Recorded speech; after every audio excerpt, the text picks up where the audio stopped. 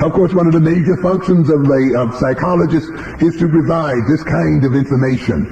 How is it that you fool them? How do you deceive them? What do you say? What you don't say? How should you look? What should you wear? How should you cut your hair? You see, all of these things. You see also Monday on that last debate there, puffed eyes, dry features.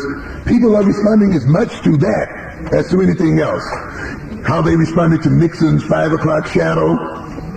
All of these things, of course, are advised upon by psychologists and by other people who manipulate the media. Colors of the labels of the food you buy. Everything in one way or another runs through the psychological machinery as a means of manipulating consciousness and as a means of manipulating behavior and as a means of ultimately of supporting the system itself. So then we can see that the Eurocentric psychological establishment is a political establishment, regardless of its pretensions otherwise. Our next lecture looked at the critique of Eurocentric psychology. And we indicated then that the function of Eurocentric psychology, like the function of any Eurocentric discipline, is to maintain the status quo. Is to maintain, of course, European dominance. It doesn't matter whether it's psychology or sociology or economics or mathematics or engineering, whatever it may be, ultimately it is geared to maintaining that status quo. The function, we said, of Eurocentric psychology is to cure our people into sickness. That the very cure itself represents illness. Because if that cure is designed to adjust our people to a system that works against the interests of those people, certainly then becoming adjusted to that system implies then becoming adjusted to oppression and implies then a certain illness. The psychology and psychotherapy of the European is designed to maintain the social, economic, values relationships. And you can see it even in the relationship itself. White therapist, black patient, white paternalism, same kind of process, white consumerism going on in that therapeutic relationship, white values being projected through the relationship itself again, white man solving black man problem, even often if it's a black man who's doing it. So in the therapeutic process itself is inherent the cultural ideology in and of itself, let alone, of course, the other things that are going on. The function of that psychology, we've learned, is to depoliticize mental illness, to make us think that mental illness is purely a mental problem and not a political problem, not a social problem, not a problem of oppression, to give the individual the impression then that the problem that they're suffering from is merely individual and merely that of personality, and that it is unrelated to the whole of the society in which they find themselves, and to limit then the therapy to the narrow focus of the therapist-client relationship instead of the relationship between European and oppressed. So the therapist, even in their direct relationship, even if it is a black one often, helps to maintain that status quo. So we see then that the Eurocentric psychology is an arm of the state, is a part of the state. And those of us black psychologists and black social workers, we recognize we still, to a great extent, work for the state and for the city. And we have to analyze our relationship very carefully, as well as our relationship to our clients very carefully, to try to subvert the helping to maintain the status quo through our activities. Those of you who are professionals certainly will have to watch that, because many of us use that idea that I am a professional as an excuse not to become humanly concerned and politically concerned with our situation.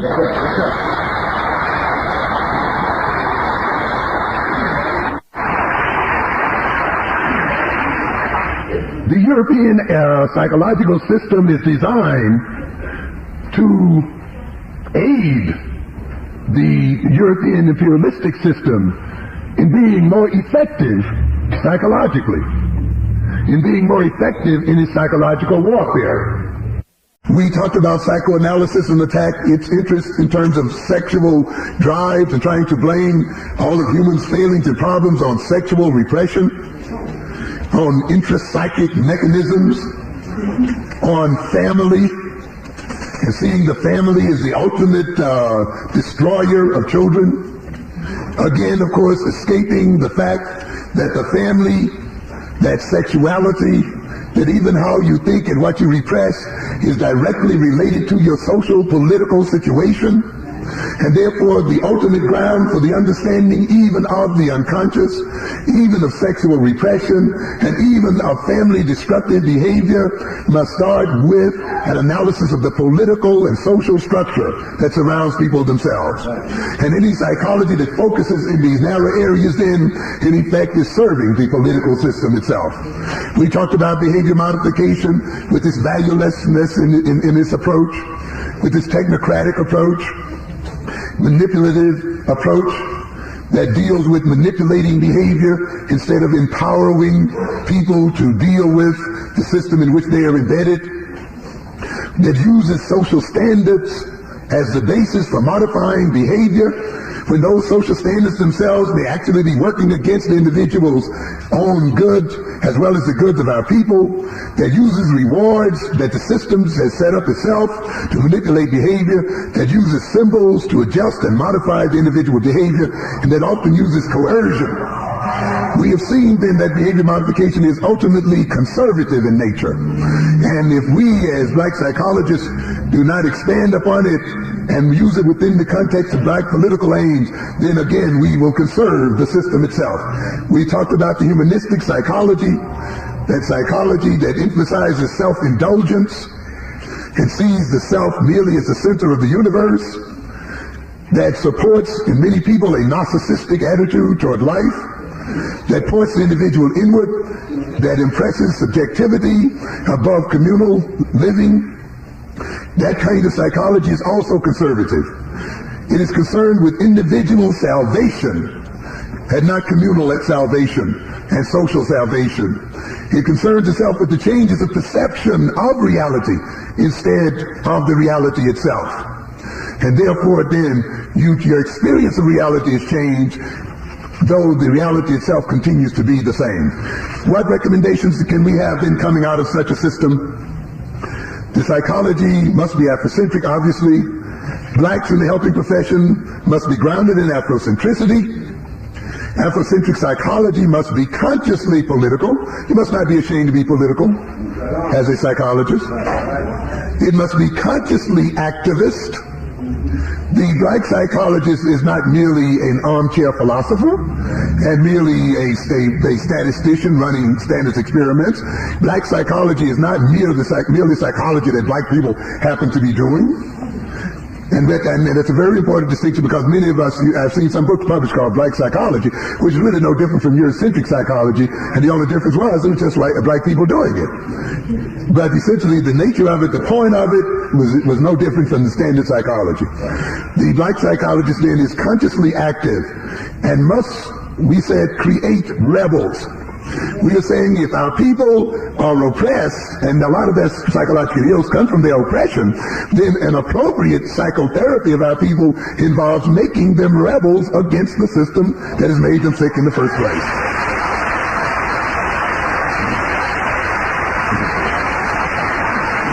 So that psychology must be educative. Certainly it has to be community oriented. We're not going to get anywhere curing individuals one by one. It's just we're going to have to reorient the community itself so that it can reach the broadest number of people and prevent the illness. Often Eurocentric psychology is like police work.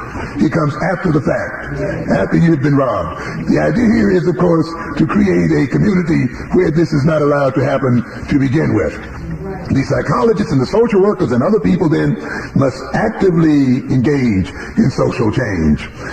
And an Afrocentric psychology must have its own values and not be ashamed to have values, and not to be ashamed to tell its patients that we have some real Afrocentric values, and not go through this pretense that European systems have of saying, well, I'm not imposing my values on you.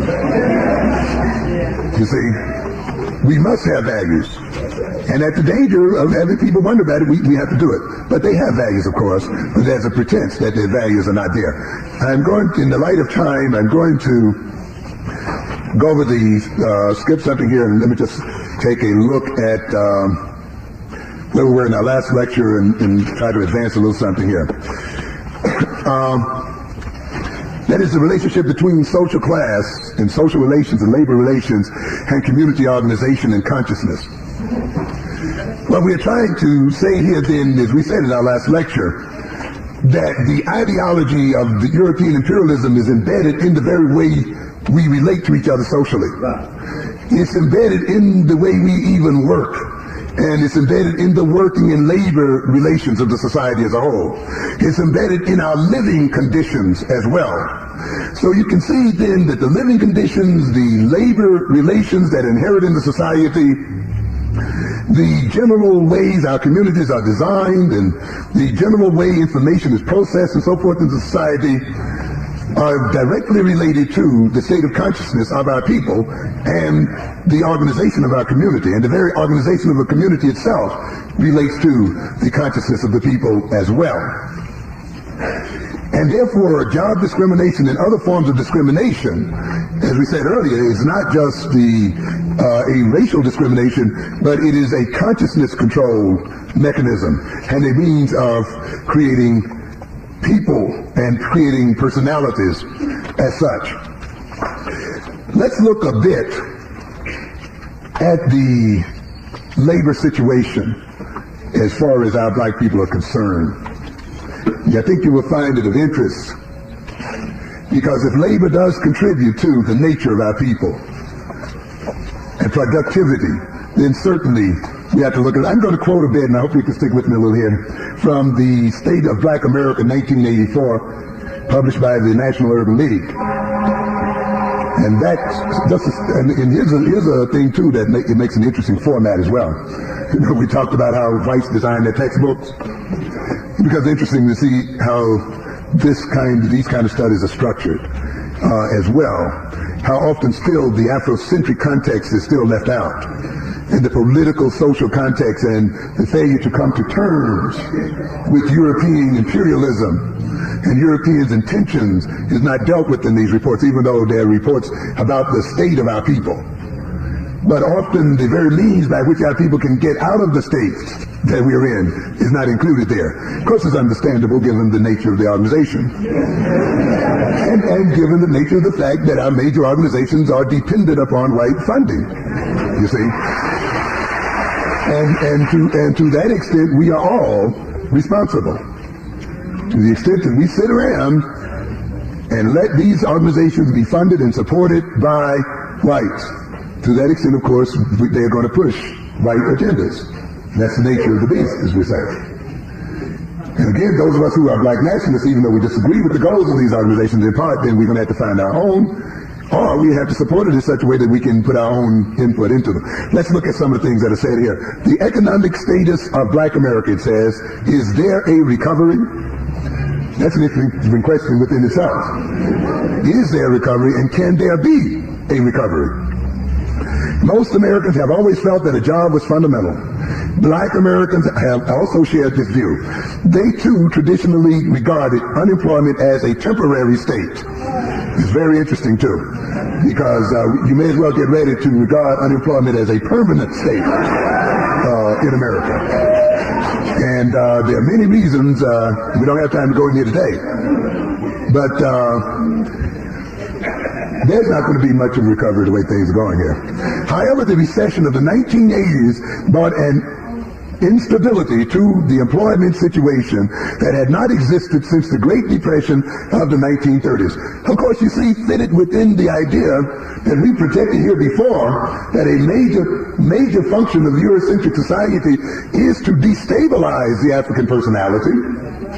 This comes as no surprise. And this end, of course, is quite predictable, even from the very beginning, when we were fully employed as slaves. The point, though, ultimately was to unemploy us.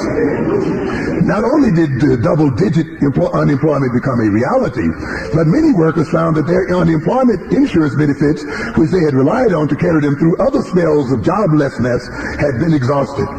Additionally, many of them faced the prospect of never returning to their former jobs because their plants had either reduced their workforces or closed down entirely. We don't have time to talk about the deindustrialization of America, but I would advise you to read in that area of America becoming deindustrialized.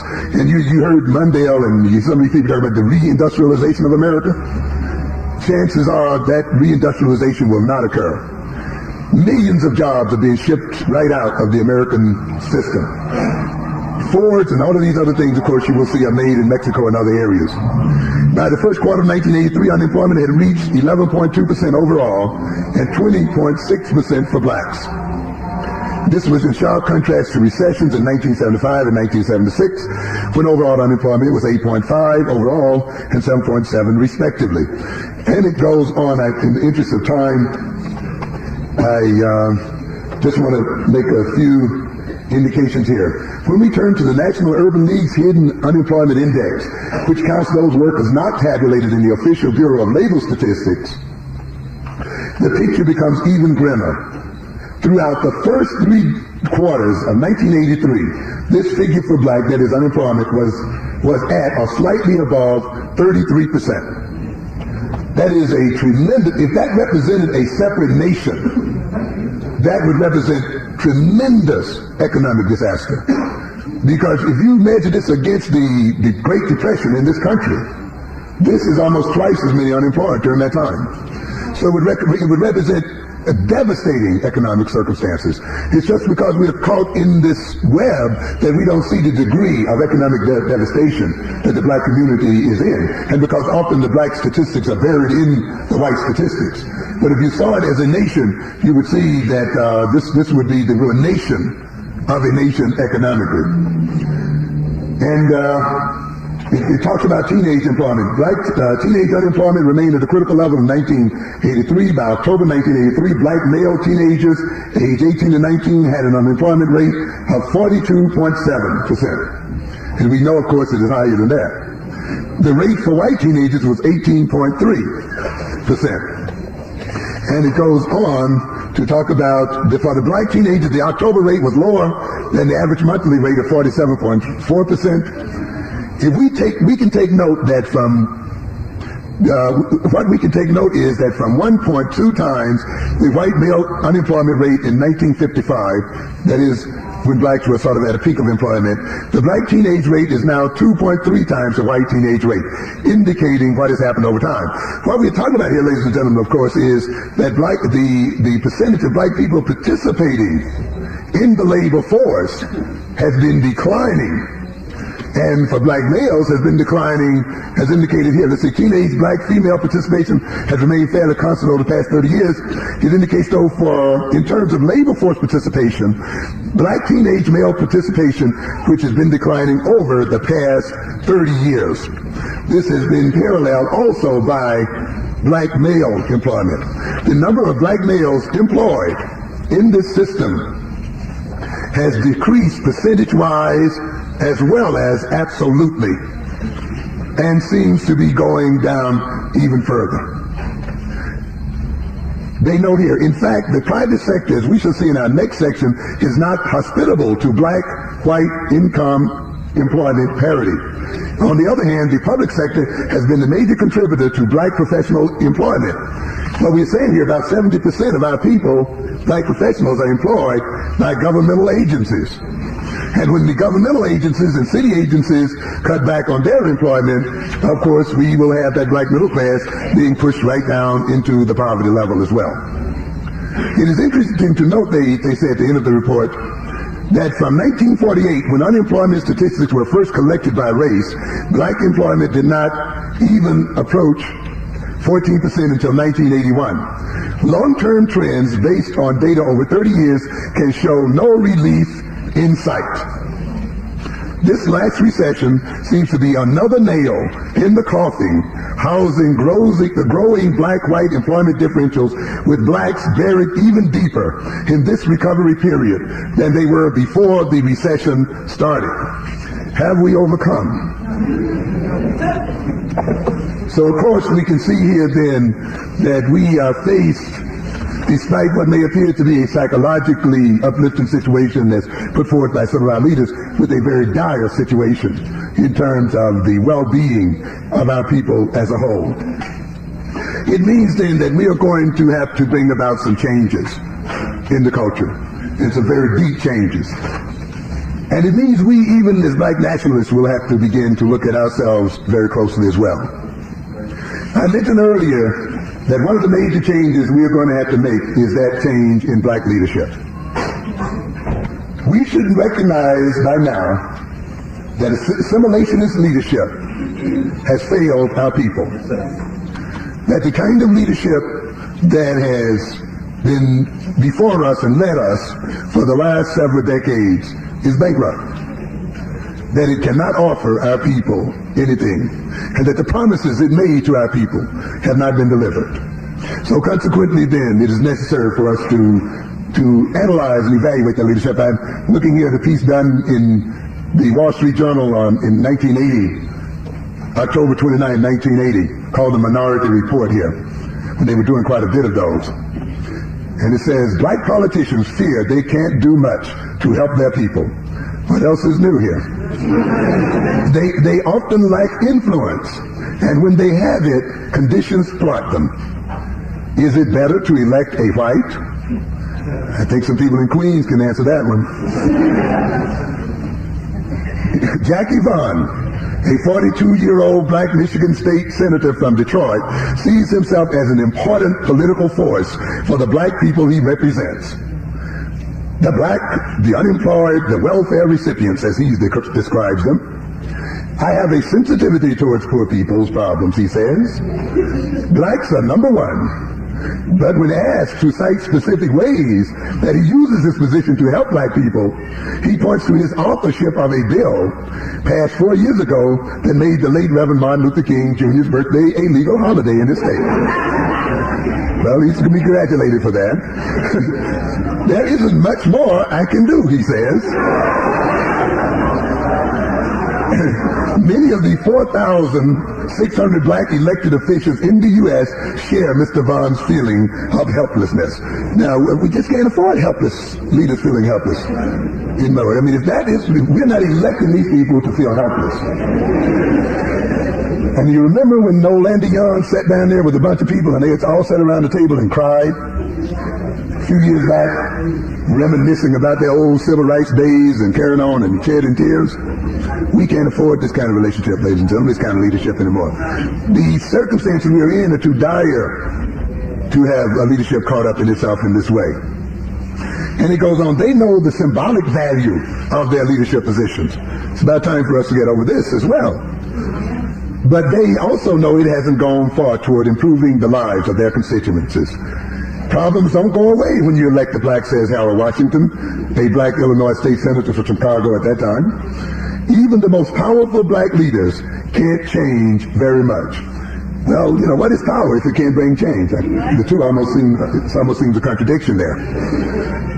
But we do have a lot of powerful black leaders who don't, you know, not doing anything there.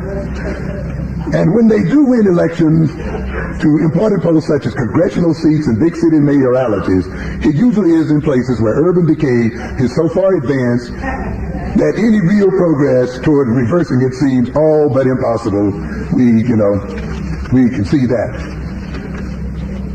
After the defeat of Reagan, unfortunately, I think our leadership will become more intense in doing the same things that failed us to begin with.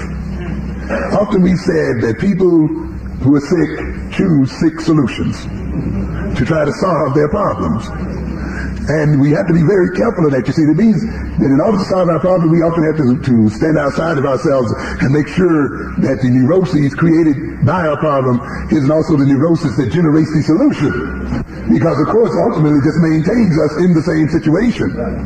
And often then what we'll find is many leaders are going to do the same things that have been shown to fail in the past. Here's a piece in last Sunday's New York Times. November 18th. Liberals accused of lagging on civil rights, it says. The passion of the civil rights movement has waned because liberals and we're here dealing here with white liberals, I'm sure, have tired of the battle for democracy and appear willing to accept the mediocrity of the status quo. The psychologist Dr. Kenneth B. Clark said yesterday at a conference marking the 20th anniversary of the enactment of the Civil Rights Act. So it is white liberals who are responsible for the situation we're in today, isn't it? He goes on to say, white liberals seem to feel they have gone far enough in promoting equal rights, and blacks who have benefited from the act are less concerned with continuing the struggle than in becoming indistinguishable from their white corporate brethren. You see again here, a good reading of Black Power USA could have warned us of this issue. Of course, a good reading of the destruction of black civilization could have warned us of this issue. A good reading of just the history of black people in the United States and in Africa and across the world could have warned us of this situation. That liberals, white liberals, are not the people upon whom you place your confidence as far as your liberation. And that whites ultimately betray our people at some point. A study of Indian history would have taught us that. But yet we still have leadership that looks at this kind of coalitioning as being the ultimate value for maintaining it. Mr. Greenberg, the man that headed the National Association of Colored People's Legal Defense, said that he hoped the tailspin of the civil rights movement would be reversed as a new group that would emerge from the chrysalis to propel this struggle forward. He's talking about a new group of white students marching out of the universities, I think they're riding buses down south there. The results of the presidential election, however, made it doubtful whether young voters are willing to assume that challenge, said Mitchell Myers, Associate Director in NAACP. So then we can see that the standard black leadership and those that inform that black leadership have run out of means to deal with our problems. And it means then that the black community itself has to develop its own leadership and its own new leadership. It means then that the black masses will have to develop this grassroots leadership and develop other kinds of community organizations to solve our own problems. One of my recommendations in part for this kind of situation, of course, the change of black leadership I've seen. I mentioned in our last lecture that we should found at least set up a black nation within a nation. I think the problems that face us now are of such a nature until it requires a national coordination and development and a national organization of the people. It involves a program that will require essentially a national structure in its legislative levels, in its economic levels and structures, in its economic levels, as we said, in its educational levels, in its relating to other African nations and countries. It becomes very important for those of us who are black nationalists to read the current economic history and to read the current economic situation. I think we as nationalists are going to have to do a lot of reevaluating, because to a good extent the world now is becoming what we call a global village. There's been changes in terms of who is manufacturing. We know a lot of the manufacturing now is going on in South America, Central America, the Asian countries. That these are the countries now that are going to move into the forefront in terms of manufacture, leaving out many of the African countries as far as development is concerned. We know now, of course, that this is an information age. I was listening to a man the other day talking about Canada, telling those people there that if you're number two, you're not in the race.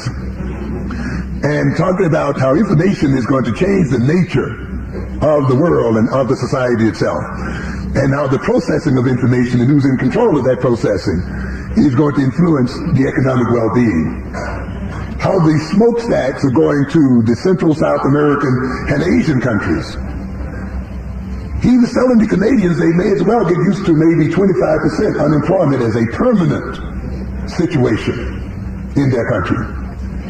And how then, in a sense, unemployment would be a permanent feature of the society as a whole. I've often said that we as black people predict what's coming. You see, and it's ultimately going to get, because ultimately you see this system niggerizes its own people. It goes through us first, but it eventually gets to them as it works its way up. And so then there's going to be a general situation involved there.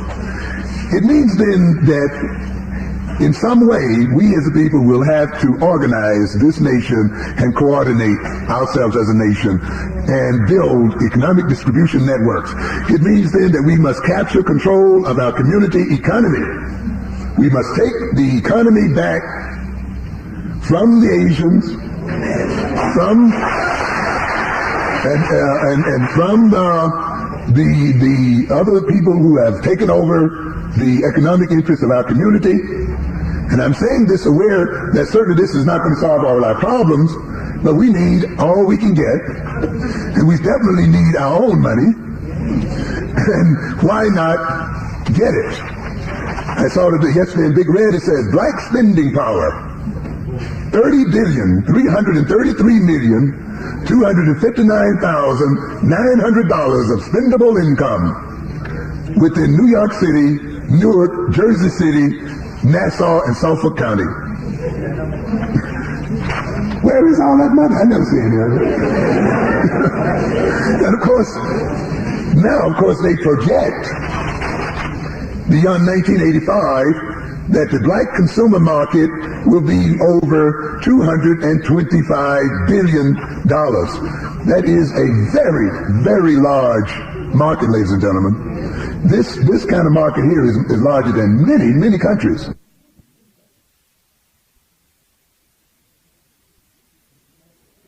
The 9th or 10th richest nation on this earth. It means then that black people are not near as poor as we have made ourselves perceive, as we have deceived ourselves to be. That's a major problem. One of the major problems within our community is a very maldistribution of money, a misallocation of the money we have available to us. And unfortunately, you see, the kind of leadership we've had has not dedicated itself to trying to deal with this distribution of income within the black community. And when you look at the situation here, then what is happening is it's not that we don't have the money as much, is that we are not using the money appropriately to advance our own interests. With this kind of spending power, we could do a great deal. But because we have not appropriately organized our communities, because we've fallen victim to individualistic philosophy, because we've fallen victim to individualistic capitalism, because we've fallen victim to consumerism, unthinking types of consumerism, we, with the wealth that we have available to ourselves, live as poor people and operate as poor people. Now, to a good extent then, in order to get that money, we have to gain economic control of our community. Because to a good extent, the black community is similar to a black third world country. And the economic dynamics are quite similar. You have a great inflow of money, but the money that is inflowing is not stopped and dammed up in the community and made to circle around in the community so that it can be used by people in that community before it flows out the other end. And of course, what is happening, the money is divested from the community by white landlords, by merchants and other people who don't belong to the community, by professionals who work in the community but who don't live in the community, you see, by the fact that we don't own our real estate in the community. That means then that the money is taken right out of the community, and we are supporting other communities. We're in a situation where you can't go to your own banks in your own neighborhoods to borrow money for your own economic and social development and for your own real estate development. And that same money is being used to build highways for suburbs, is being used to support other countries, not even African countries. It's being used then for every purpose but to advance the interests of our people as such. It means then that we will have to get our hands on that money. As an example, in 1970, $852.7 million flowed into Bedford-Stuyvesant alone. 641 millions of those dollars just flowed right out of the other end. Often, as Reagan says, when he was telling the truth, as sometimes conservatives tend to do, our dollars are not circulating once. within the black community. And not circulating once, of course, we can't hire our teenagers. We can't hire other people. We can't help to house our own people. That means then that we as black nationalists and we as the black people, in order to salvage ourselves politically and psychologically as well as economically, it is imperative that we gain economic control of our community. We must do it.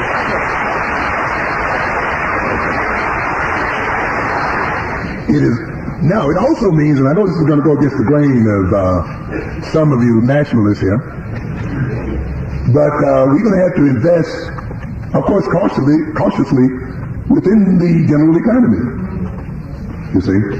And now, we don't have time to deal with it today, but in our Wednesday night session, we discussed for a while the relationships of our people to the system.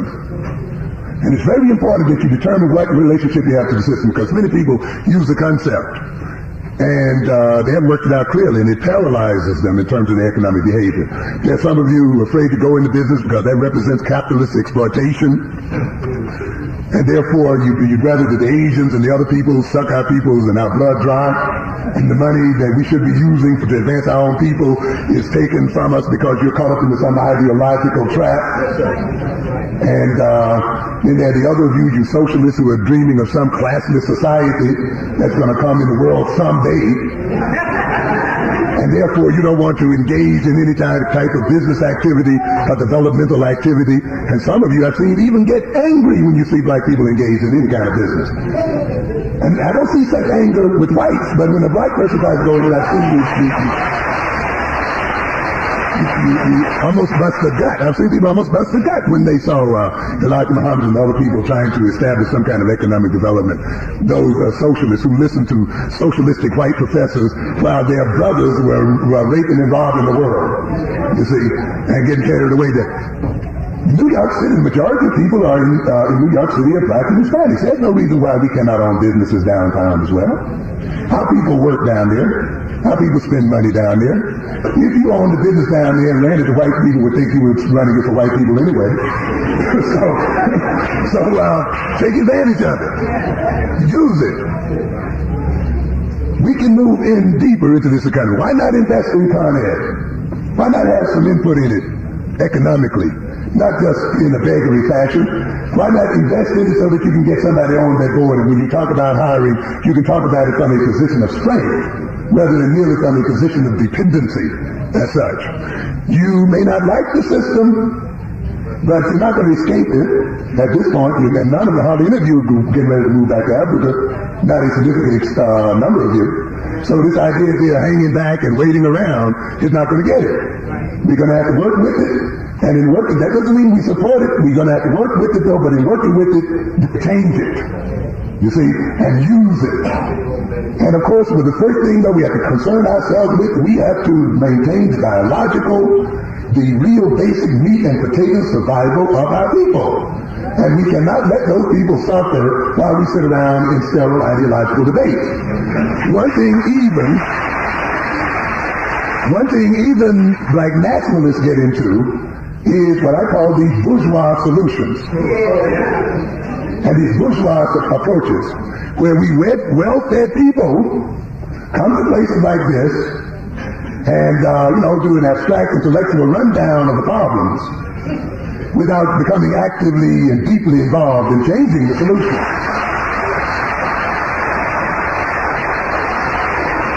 And we black nationalists are great intellectual critics. And we're great at figuring out all the nuances of racial discrimination and all of that. But that is not going to get it. That's not going to solve the problem, ladies and gentlemen. We have to move now beyond this age. And many of us are caught up then into thinking that all we have to do is just give out information. And all we have to do is write newsletters and go on radio shows and lament and talk. And, and all we have to do is just study history. You see, that's not going to get it. You're not going to have to feed and employ our people with lectures and with newsletters and with meetings on Egyptology and on slave history and all this other stuff. You're going to have to get down to the gritty, the nitty-gritty, and do the actual hands-on dirty work.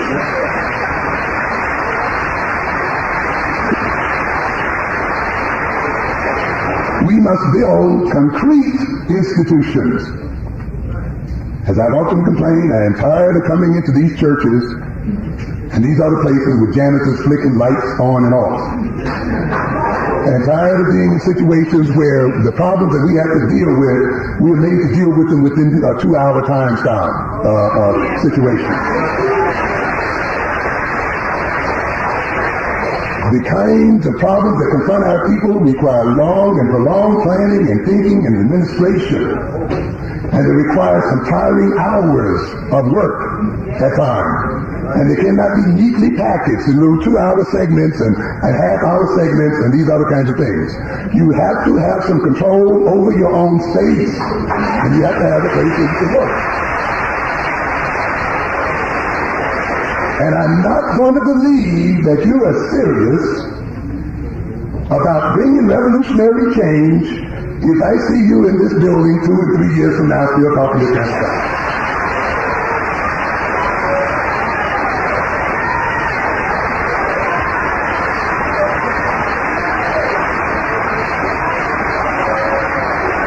If I don't see any new buildings going up,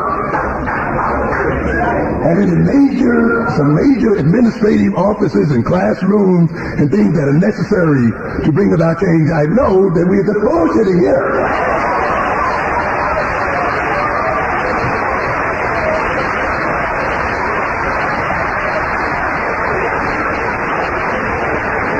There is no substitute for work, ladies and gentlemen. There's just no substitute for it. People are not going to eat these lessons in Egyptology. They have to eat real food. And they're not going to just eat these lessons in history and these lessons of pride. There must be real meat and potatoes. There must be real concrete control of things in the world. And if you're talking about building a national change, you're going to have a national White House or Black House so that it can work. Because you've got to train your leaders. When we talk about leaders, these new leaders will have to be trained. And it's a situation of where we're going to have to have a place where sometimes they will have to undergo hours of training. Marathon training as a part of developing their character. Psychological training to weed out the weakest and the insincere. Deep analytical training in propaganda, training in subversion, training in community relations and diplomacy, training in economics. It is, what do you think white universities and colleges are about? They are the institutions by which the leadership and the people that manage the society are developed. And therefore, if you do not have similar institutions, then you're kidding about bringing about change. You're not going to bring about change without these kind of institutions. And so therefore, a lot of this money now that flows through this organization, and I know a lot of it flows through here, can be used to establish these institutions. Because when we educate these 200 or 300 black leaders, and people who will then go out in the community and educate hundreds or more, if we have our philosophy correct, and we've thought out our strategy, we can gain and assume control over the black national community as a whole. And assuming control over this black community in America, we can begin to impact and influence on what goes on in that black community in the world.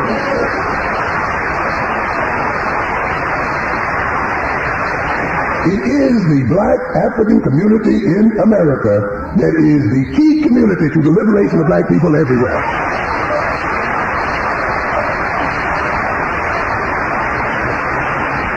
The whites, of course, have known it for a long time. And it's time that we realize it.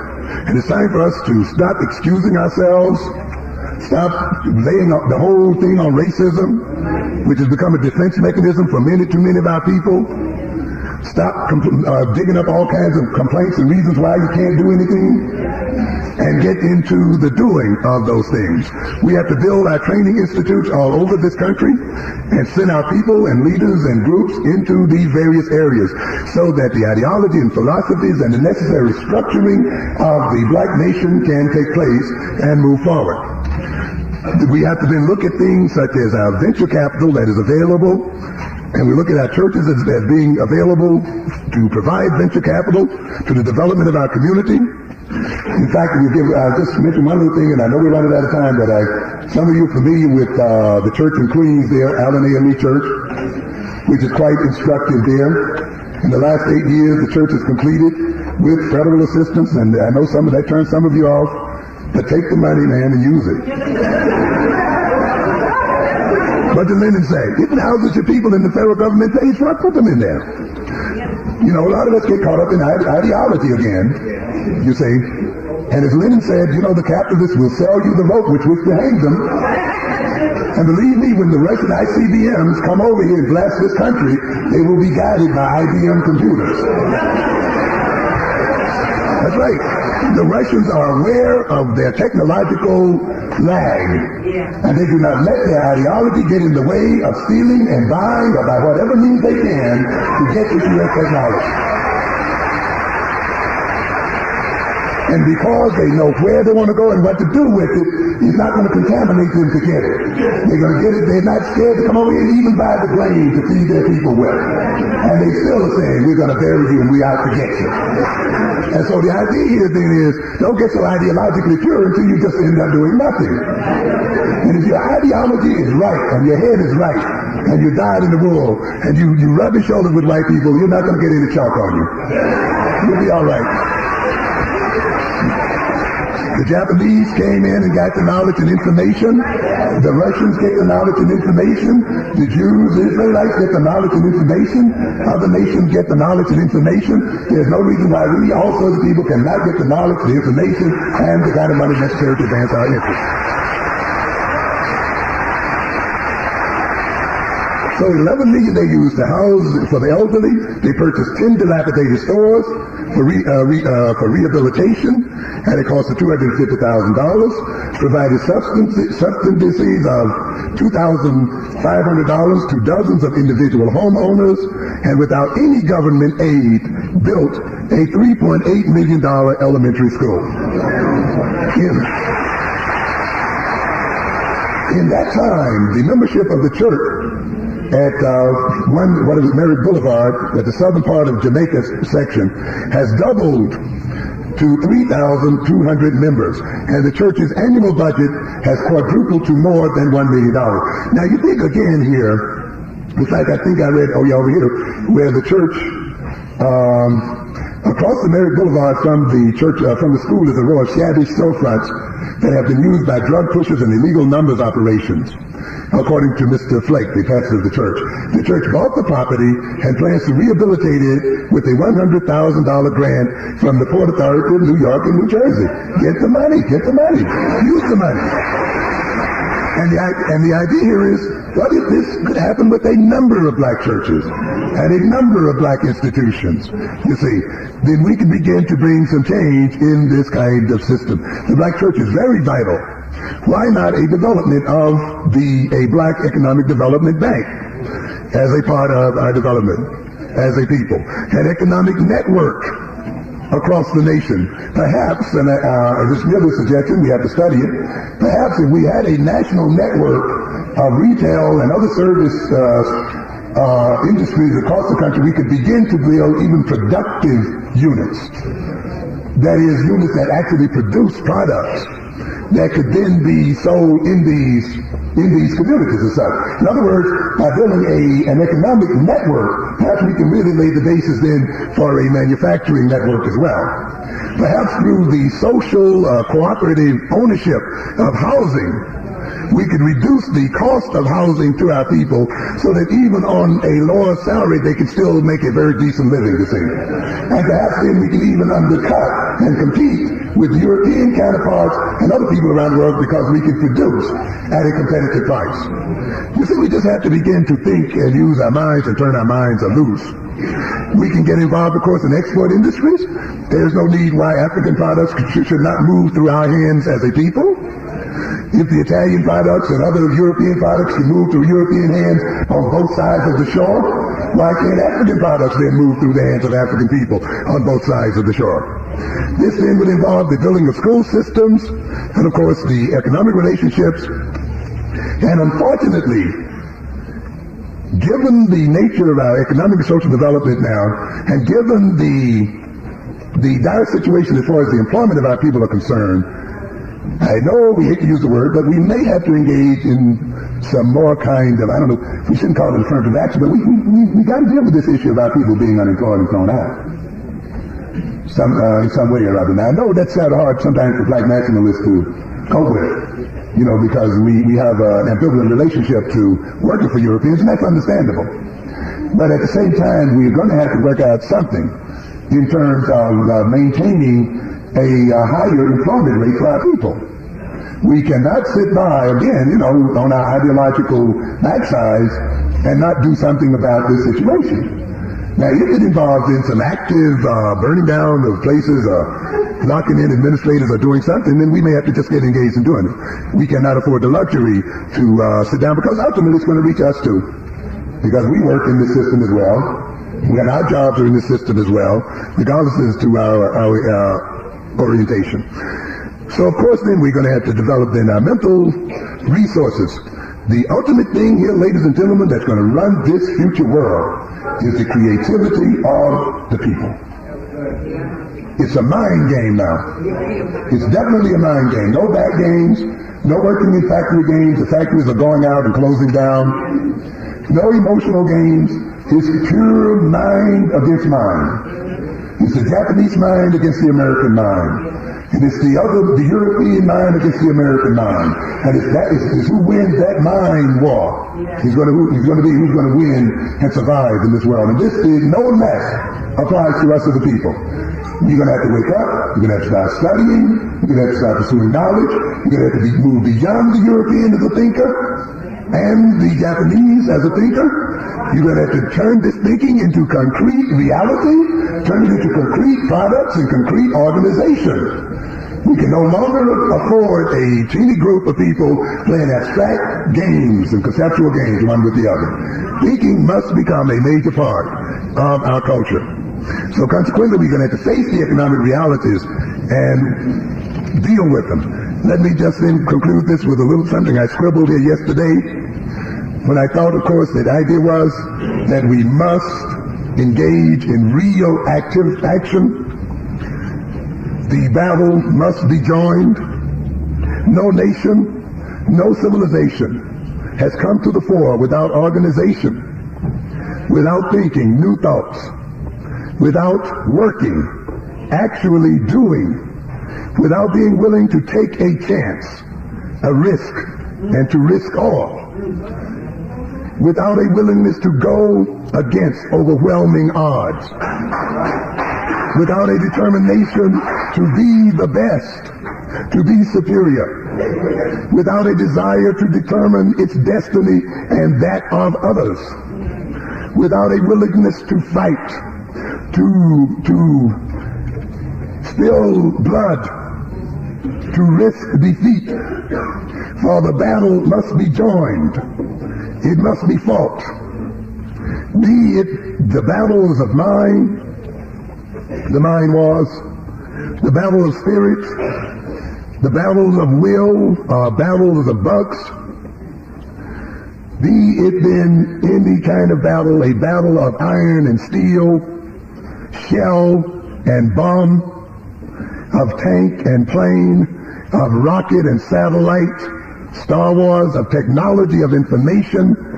The battle must be fought. The gauntlet thrown down, the chip knocked from the bully's shoulder, the line stepped over, and the clash and clang of steel made loud, and the curses and the moans of pain rise up to the heavens. The battle must be joined, fought in the street, from door to door, in the classroom, in the boardroom, in the bedroom, in the war room. The battle must be ultimately won in the field. Hand-to-hand combat must commence. It matters not if you can eruditely delineate the subtleties and nuances of racism and racial discrimination, if you can delicately dissect with a master surgeon's skill the anatomy of race and the body politic, if you can tease out the tiniest thread that runs through racist discrimination, if you can paint the most beautiful dream on canvas and write the greatest vision on parchment, or ride in your time machine and visit ancient black kingdoms, cities, and empires, or feel the pain and degradation of slavery, or celebrate all we have given to the world, or point with great exclamation out the white devil. It matters not how well you do all these things, ladies and gentlemen. The challenge must still be taken up. Fire must fight fire. Institutions, traditions, habits, and hopes must be uprooted, raised, and put to the torch. No stone left unturned. And institutions, traditions, habits, hopes must be restored. They must be rebuilt or built anew. Bricks stacked in place. New songs must be sang, new voices must carry the tune. New feet must march to new drum beats, new hands and new banners, and standards must be raised. Those songs must be your songs and the voices your voices, the feet your feet. The hands must be at the ends of your arms. The soul unsold to the devil must be your soul. Amen. Thank you.